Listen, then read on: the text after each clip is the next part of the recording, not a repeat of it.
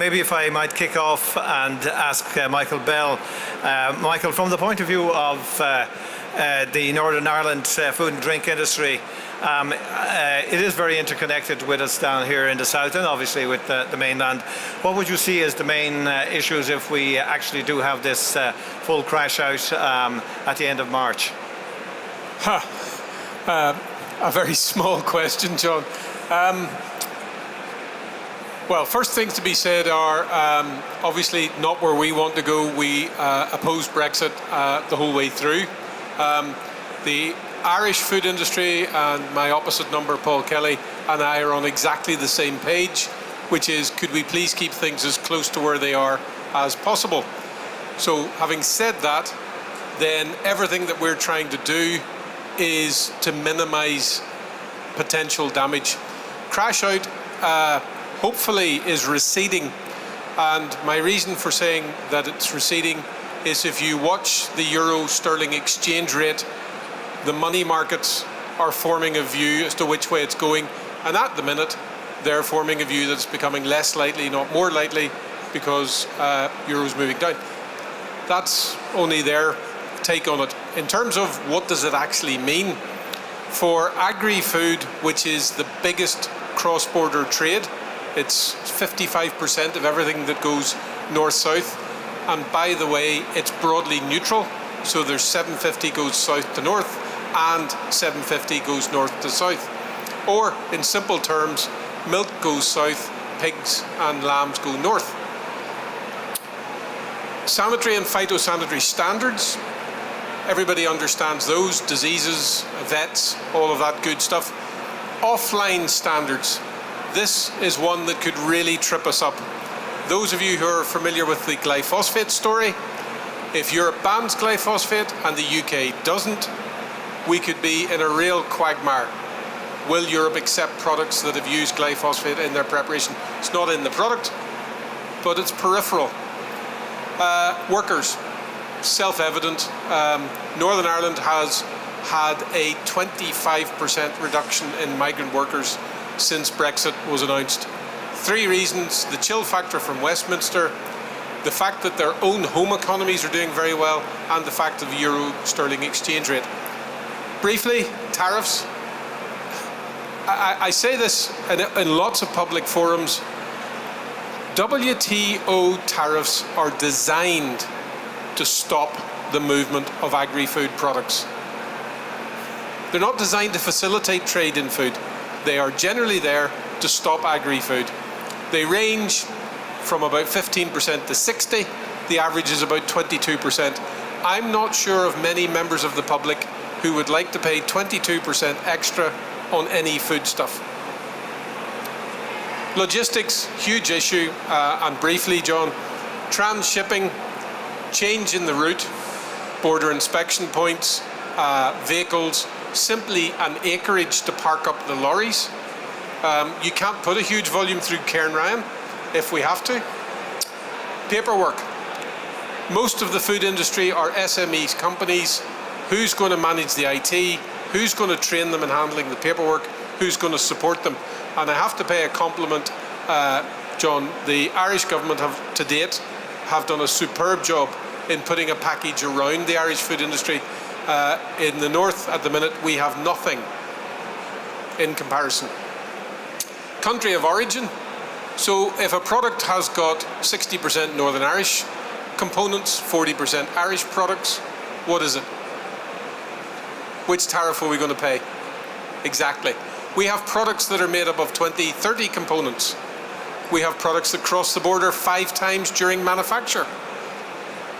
And probably the most important one of all is speed of dispute resolution.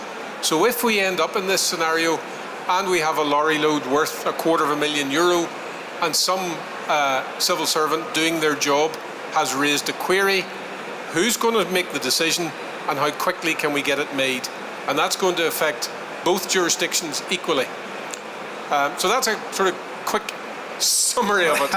And a pretty devastating one if we get the hard Brexit. Hopefully something will get cobbled together before we actually hit the 29th of March.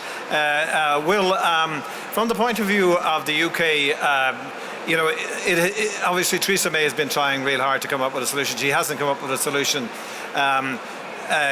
British industry have been fairly vocal, but what can they actually do at this particular juncture? Is there any options that you can see where British manufacturing will come out smelling of roses out of the next month or two? Yeah, well, first of all, as the honorary UK person on this panel, I need to make my position very clear. I did not vote for Brexit. And waking up on the morning after the Brexit vote and hearing a discussion going on the radio at 10 to 6 about the Irish border suddenly began to dawn on me that we must have lost. So, but anyway, back to the question. The CBI in the UK has really pulled together a pretty unanimous industry view that a no-deal Brexit just cannot happen.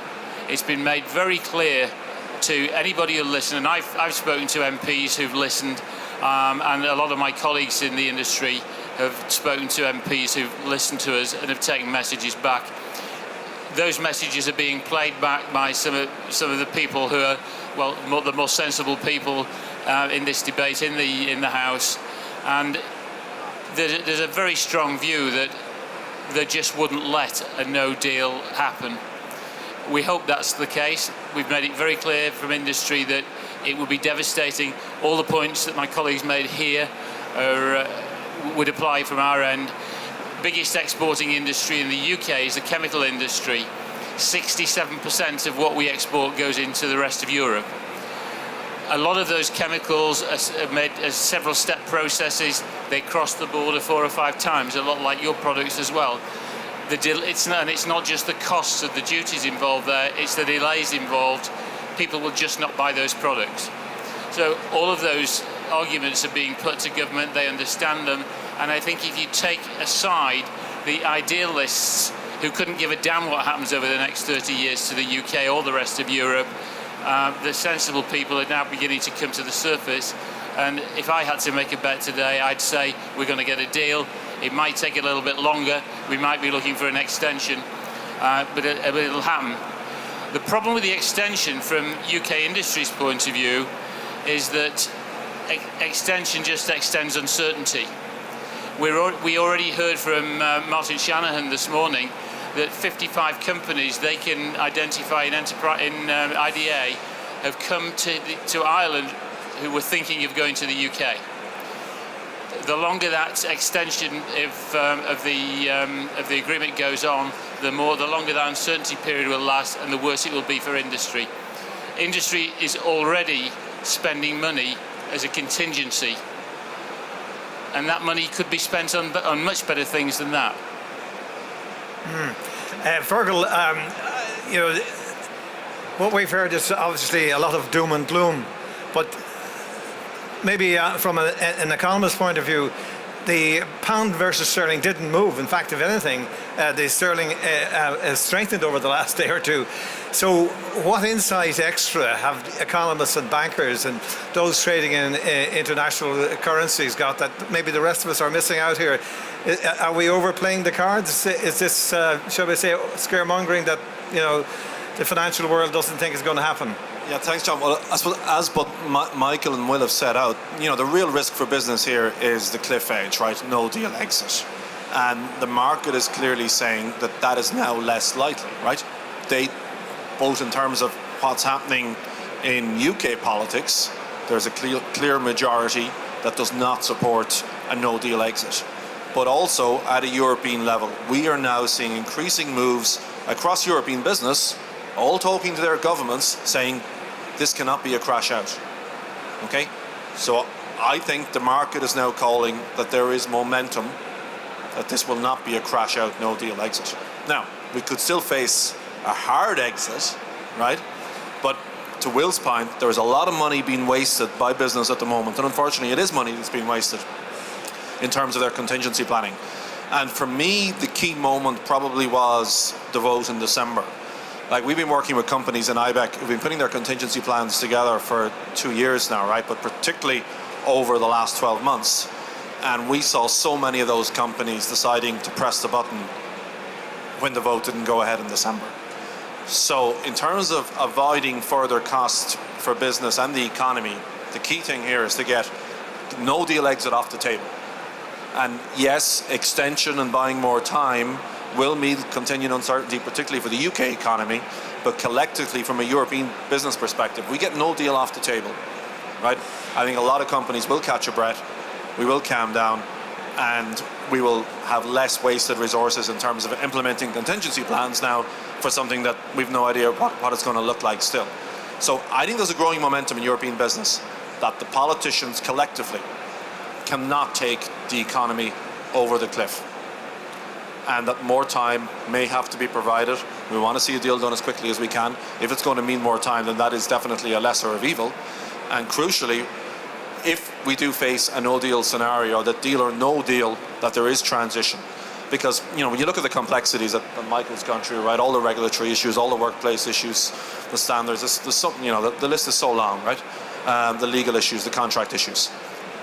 Even if government knows what its plans are, business is going to need a significant amount of time to implement those. And governments haven't agreed what those details are. But when government does have the roadmap, business is then got to take that roadmap and implement it, and that's going to take time. So time is the answer, I think, to most of our challenges on Brexit. Just before you come in there, Michael, I'd just like to ask Simon, we're an export nation, Simon. Your organisation is representing right across the board. We've massive exposure in the food and drink industry, but we've also got exposure across the board. You've heard various views there. The issue at this stage is, what are you going to believe? What way do you think you would like to see, shall we say, industry and government moving? And is there enough there to from government to support a really hard Brexit? Thanks, John, and good afternoon, everybody. Can I just start by just picking up some of the points on currency that were mentioned beforehand? And I think we need to be very, very careful in reading too much into the movement over the last couple of days. So as somebody who spent 18 years trading currencies, I actually think that what we've seen, which is a tuppence move over the last 2 days, as opposed to a 20 pence move since the vote leading into the since the time leading into the vote, the overnight move when the surprise vote came out, I think be very, very careful thinking that just because sterling hasn't completely dived over the last day means that the market believes that there's less of a risk of a crash out. I actually think that the market just hasn't changed its mind, and actually the risk, it is unable to actually make a decision on whether there's going to be a crash out or a remain at this point. It hasn't really moved in the overall scheme of things, and just be very, very careful.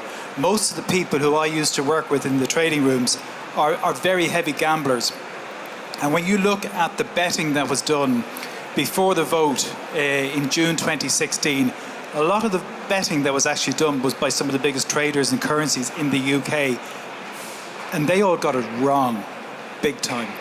So I wouldn't read overly too much in the currency.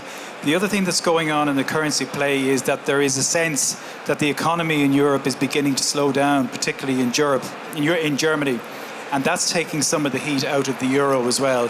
So I'd just be very, very careful in terms of that. John, you asked me a question in terms of which I think basically boils down to, is are companies prepared? What more can they do? Are we as a country prepared? What more can we do? And you're right, I've been vocal about this. I've been holding myself back, to be honest, because I would be supportive of the government's stance in terms of what they're trying to achieve. I don't think as a country we are ready for this. I think if it happens, we as a country are, to put it bluntly, screwed. I think we are as screwed as the UK is going to be, if not more so. And to highlight one of the things in relation to that, and you'd have heard me talking about this, is customs declarations. the numbers of declarations that will have to be done to get stuff on and off this island in the case of a hard Brexit will go from 1.7 million to 50 million. 1.7 million to 50 million. The equivalent hike in the UK is expected to go from 50 million to 200 million. So we're going to be 5 times more impacted from a paperwork point of view alone. And you think of the impact that that's going to have on companies from a resourcing point of view, from a skill set point of view. With the skill set that is, there's not very many customs brokers left in this country. And when Ireland entered the European Union, a number of them have told me that they actually got funding out of the EU to help them go and get other jobs. So that skill set doesn't exist. Companies don't know how to do it. We've brought out a whole series of very simple, easy customs courses that we are struggling actually to put enough on to cope with the demand for them. And if you want to go on any of those courses, have a look at our website, irishexporters.ie. The inter-trade vouchers can be used towards a number of our courses. So I think when I look at companies, how prepared are they? I think if you're a large, foreign-owned, multinational company, you're quite well prepared because you're able to put a global team in behind it. The big decision that those companies are facing, and it goes back to the currency piece, is that they are still uncertain. So they've done their forecasting, they've done their budgeting, they know what they need to do, but they're still sitting with their finger on this big red button going, will we spend this money or not? Because this may or may not happen. So that's the uncertainty that they have. When you go from larger foreign-owned and Irish-owned multinationals down into kind of smaller ones, right down into much smaller ones, the level of preparedness and sophistication gets less and less and less as you move down. And I spent exactly an hour and 5 minutes on the phone on Monday. What day is today? Thursday? Tuesday? Wednesday? Monday? Tuesday. I spent an hour and 5 minutes on the phone talking to 2 companies. One was a large foreign-owned company, and one was a mid-sized Irish company. And they haven't a clue. To be honest, they're only beginning to start thinking about what they need to do in relation to this. So they know there's risk out there, they know the risk comes under these categories, but they haven't started to think about what kind of mitigation should we put in place to deal with this. And that kind of shocks me. I was visiting one of our shipping members, who you would know, John, yesterday. I asked him, has the government been in touch with you to talk about alternative routing, about getting extra ships? And people laugh at that the Brits have rented these ghost ships and that they've sent 100 trucks going around roads in the UK. But we haven't even tested any of that stuff. So as a country, we're not ready. I think the rhetoric has been around there's going to be a deal, everything's going to be okay, and we're working towards a deal. And I think we now find ourselves in a 70-day window where I don't think we're prepared as a country or as companies. Now, my heart says to me, like the others, this is just so awful, it can't happen, and it won't happen. But be under no illusion that the risk of this happening, of a crash-out Brexit, are far more acute now than they ever were. And if it happens, as I said before, we're screwed. Michael, have you been doing any training up in Northern Ireland with your members in terms of getting them ready for a hard Brexit? Training, well, acres of advice, but the reality is there's very little substantive that we can do until we've got more clarity. I'd say something else as well. I think the trade associations in general, and I know certainly my colleagues here, we're running out of bandwidth. There simply are, every single government department wants to consult, wants to talk, wants acres and acres of information, and they all want it at the same time. Some of the home truths, Brexit means we need to look at the UK ROI border, which happens to be on this island. Agri-food is 55% of the trade on that border. So food is at the pointy end of the stick on the island of Ireland. And food is broadly neutral, i.e. the largest customer for Irish food is GB, and GB's largest customer for its food industry is ROI. In simple terms, cornflakes and baked beans go one way, beef and cheese goes the other. And it was reasonably well balanced. So once we start introducing differentials, we're going to have the law of unintended consequences. And it's incredibly hard to try and predict how this will fall out. I got a stat just this week. 75% of the lorry volume on the Larne and Belfast routes is agri-food.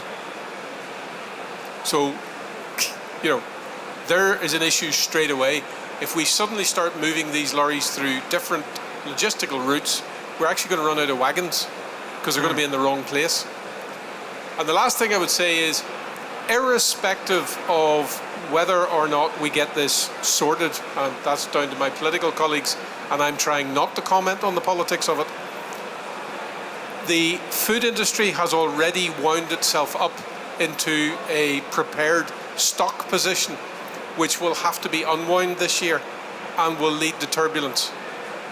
And as if all of this wasn't enough fun, the Asda-Sainsbury proposed merger would lead to a situation in Northern Ireland where Tesco and the new merged Asda-Sainsbury would have 70% of the Northern Ireland grocery market in two businesses. So whilst Brexit is vast, there actually are other huge issues for agri-food coming along as well, which we mustn't lose sight of. Will, I'm not going to ask you about Boris Johnson's view because I think we know he'll be happy with a heavy crash out. But Ian Fox, the International Trade Secretary, he's much more balanced, shall we say, and he's saying that there's huge opportunities for the UK, and it is a huge economy, drive up and down the UK, and there's a lot of industry there. And he kind of more or less pushing out you'll be able to do fast deals early and overcome all the problems. Is that a reality? Because we trade so much with the UK. If you guys go down, we'll go down too. So what do you think will happen?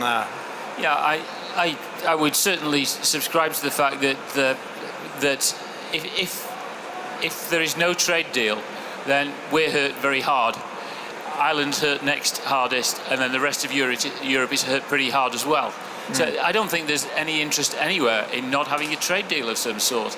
And I believe that some of the trade deals that are being talked about in other parts of the world will take an awful long time to deliver, and therefore if we go without a lot of trade deals for a long time, it's going to be very, very bad for a number of years for industries in the UK. And that's what the CBI is worrying about when it presents its case to Parliament. We've got some good deals at the moment. We want to keep those deals.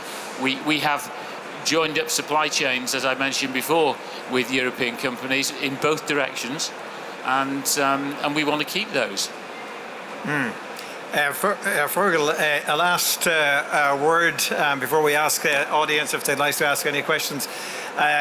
If I'm, shall we say, knocking out my export trading plans for the next 6 months, what should I do on my currency scene? Do I take Simon's view that these currency trader guys are still lurking in the background and don't take the early signals, or? Well, look, there's absolutely no doubt, but markets get it wrong all the time, right? But I think they are telling us what they think at the moment. I think some of the bigger issues, John, that have really come out from the conversation that should focus the mind, right, for people. The complexity, again, of the things that Michael set out, right? People didn't really understand how good the single market was for us, right? And the cost, right? So currency is going to be a big issue, right? But the cost of doing business is going to increase so much if we pull apart the single market benefits, that two-way movement in agri-food that's so important. We look at our own grocery shelves and where so much of the product comes from, what we sell into the UK. We pull apart this single market, it is going to cost consumers and businesses so much money. I don't think we've really gotten a handle on that yet, and that is going to be one of the great shames, actually. because the single market actually has been one of the best things that happened for consumers in the European project. And really, really importantly, on the island of Ireland, the importance of the single market in terms of embedding our all-island economy. The peace process and the single market combined brought about what is now a cohesive, dynamic all-island economy, and we face particular risks on that. Currency forecast, you're not getting one off me. I did note that Governor of the Bank of England says worst case scenario, he's looking £110 to a euro, right? You put that on top of tariffs, and you can only get your head around the type of turmoil that exporters would face. And it's just on Simon's views on the preparedness. A couple of things we'd really be looking for now that we could still do within our control is have the emergency plans ready, right? Because companies will need life support. If this is either cliff edge or hard Brexit, companies will need life support, and we still haven't seen the details as to what those measures might be. And secondly, there's other fairly low risk things we can do, like around input VAT that we could be working on that would address the cash flow issue, because cash flow is going to be a real problem for businesses in any sort of difficult Brexit scenario. So, Will, is it going to be a hard Brexit or a soft Brexit? This is a quick yes or no now.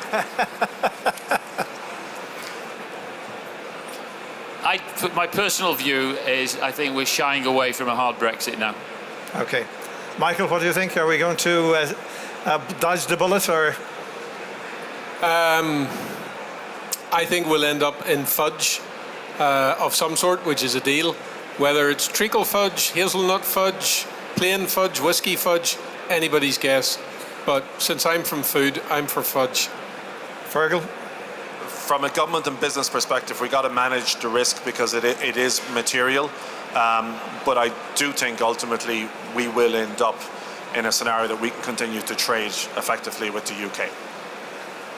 Simon, are you going to be the optimist? I suppose my viewpoint always has been that this is heading back to a second referendum in some way, shape or form, because Parliament is so deadlocked. But at this stage, who knows? My gut is that there'll be an extension of the withdrawal date anyway for a period. To me, it needs to be 6 months, a year or longer. I don't think 2 or 3 months, but there needs to be a not so much a consensus in Parliament. I think there needs to be a leadership in Parliament, and maybe somebody like is it Grant Grieve, who's the former Attorney General, and Hilary Benn are the kind of two people on voices of reason, I think, on both sides of the House, and hopefully that power will be removed from Jeremy Corbyn and Theresa and given to the backbenchers. But somebody has to stand up and go, let's do this, and get a vote coalesced around that. There was a question there. Sorry. Just one slight kind of observation stroke question, but I would be of the opinion, and I'm involved in various UK councils and dealing with BEIS and HMRC on issues. Again, BEIS are totally listening, but HMRC haven't a clue. And they're introducing the CDS system in March by coincidence to replace Chief, and they aren't ready, and they don't know how that's going to impact on SMEs. But the question I really have is that assuming the no deal disappears and a deal is cobbled together, the January 21 deadline is looming large, and chaos will ensue the minute the new deal, the withdrawal agreement gets agreed, and then you have 15 months of chaos leading to another brink. And nobody's talking about that. And as a businessman, I've stopped worrying about no deal Brexits and Brexits in November and did what I had to do, and I'm focusing on 2 years down the road, not this agreement. I think you're behind the curveball here with this conversation. So are you assuming a hard Brexit then? No, absolutely not. I don't think there's any chance of a hard Brexit. I think it's going to be a soft Brexit withdrawal agreement, but the January 21 deadline is going to come at us like a cannonball, and we're not ready for that, and we're not talking about it. Sorry, do you mean the January 21 deadline in relation to the European Parliament and all of that? Is that what you mean? What I'm saying isn't the withdrawal agreement only good up until January 21, or am I misinterpreting that? I'm not aware of that, but I do know that the next vote in the House of Commons is tabled for the 29th of January. So she's come out this morning. January. If the withdrawal agreement went through in some form, then you have 15 months to put the future deal together, which isn't possible.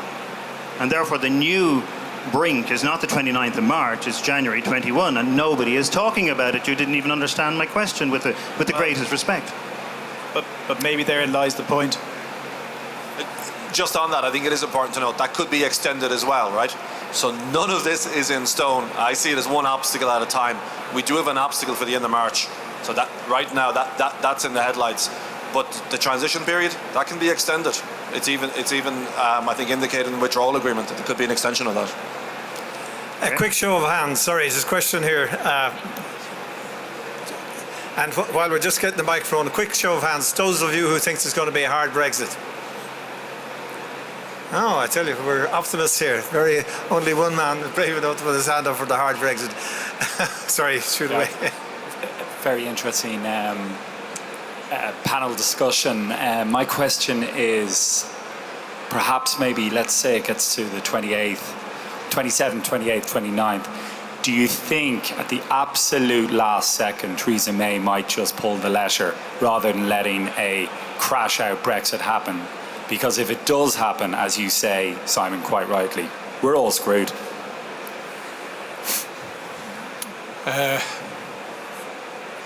Well, I've said I don't think it's going to happen. I've met Theresa May twice within 7 days, and if you told me I was going to do that, I wouldn't have believed you. I've met our North political leaders last week.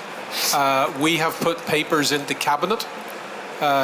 So in terms of our organisations like mine doing as much as they can, and CBI and many others, to ensure that the political class have the real facts, I think we have, and I think that's getting through. And you're hearing less. I mean, you were hearing a year and a half ago that, you know, Britain could just do no deal and leave, and it had no consequences. You're not hearing that anymore, because every single MP knows that's not the case. So I do think it has changed. Okay. I think it was very clear that there would have to be a vote in the House on the deal, and if there was a vote on the House, there's a clear majority to vote against a hard Brexit, no deal Brexit. So I don't think it's going to happen. I really don't think that would happen 2 days before the 29th. At least I hope not. Well, how about a fresh referendum in the UK? Is that a possibility? I don't think there is too many people saying it would make a mockery of the result of the first referendum and the will of the people. I'm not sure that's correct, but that seems to be the common view. And there is a view that John Major put in the newspaper last weekend, which he's expressed before, that actually only 30% of the people who live in the UK and are in voting age actually voted for Brexit, when you've taken into account of the people who didn't vote. So if you actually had a difficult situation and had another referendum, then you might get a different result, because I suspect more people might vote. But I don't think that there's a political will to let that happen. Simon, do you agree with that view, or? No, I suppose what I was just going to add was that it's pretty useless, the four of us speculating about what might happen in the UK, because we've no control over that. What those of us have control of in this country, if you're in business, is what happens and what you can prepare for. So if you've done nothing up until now, you know, start by looking at your supply chains, your outbound and your inward one. Look at the routing, look at the alternative routing, look at the timing of that, look at tariffs, look at controls that might be on it, and look at the disruptive factor that might sit in your supply chain. Look at the currency, where that is at the moment, get some good advice around that. Talk to ourselves or other people like up here on the panel, revenue, about trade facilitation measures. So you could look at simplification issues like inward processing, outward processing. So if you're bringing goods in here where you're adding a bit of value to them to send them on to some other part of the world, you might qualify for inward processing, authorised economic operator. It's not really that effective in the food and drink sector, particularly if you're exporting live animals. But there is things that you can do to help And I think it's very I think we and Michael has been talking about the work that they're doing in the north. We sit on various different bodies down here in the Republic, and you can be absolutely certain that we're very vocal about what our members are saying to us about what needs to be done, and about making sure that we're raising those issues with government as they come up. We have an obligation to our members to make sure that we're shouting out the things that they're saying to us and that we see. Thank you very much, and a big round of applause for the panel. Thank you very much, Simon, Fergal, Michael, and Dr. Will Barton.